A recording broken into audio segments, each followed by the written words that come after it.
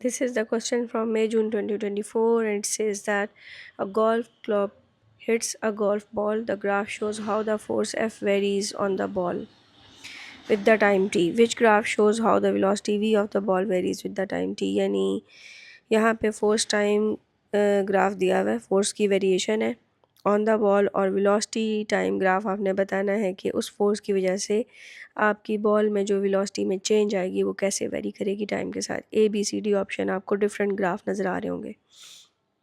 यहाँ पे जी सबसे पहली बात तो सोचने की ये है कि हमें पता है वेलोसिटी टाइम ग्राफ का ग्रेडियंट हमें क्या देता है, एक्सेलरेशन देता है, और हमें पता है कि रिजल्टेंट फोर्स क्या होती है जी, मास इनटू एक्सेलरेशन है।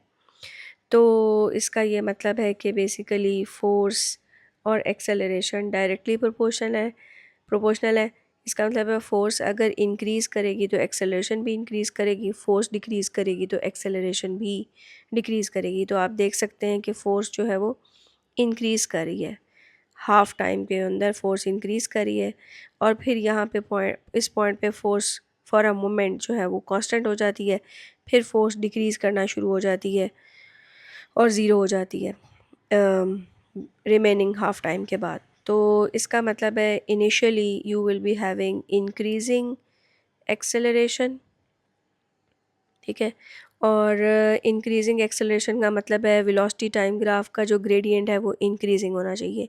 इसका मतलब ये हुआ कि ग्रेडियंट मस्ट बी इंक्रीजिंग, ठीक है, इनिशियली।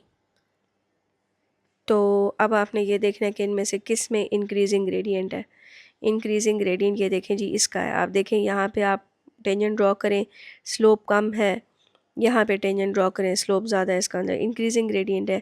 और फिर रिमेनिंग टाइम में आपकी फ़ोर्स डिक्रीज़ कर रही है, और इसका मतलब है डिक्रीजिंग एक्सेलरेशन होगी। और आप यहाँ पे देख सकते हैं कि फ़ोर्स जो है वो ग्रेडियंट जो है वो डिक्रीज़ कर रहा है। Initially you are having high slope, और उसके बाद ये जो स्लोप है डिक्रीज़ हो गई है। इसका मतलब है ये वाला जो पोर्शन है डिक्रीजिंग एक्सेलरेशन के लिए है। तो ये बी पार्ट ही होगा।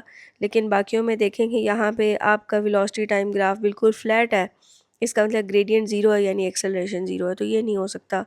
और यहाँ पे आप देख सकते हैं कि एक्सेलरेशन आपकी कांस्टेंट है, ग्रेडियंट जो कांस्टेंट है, तो ये भी पॉसिबल नहीं है।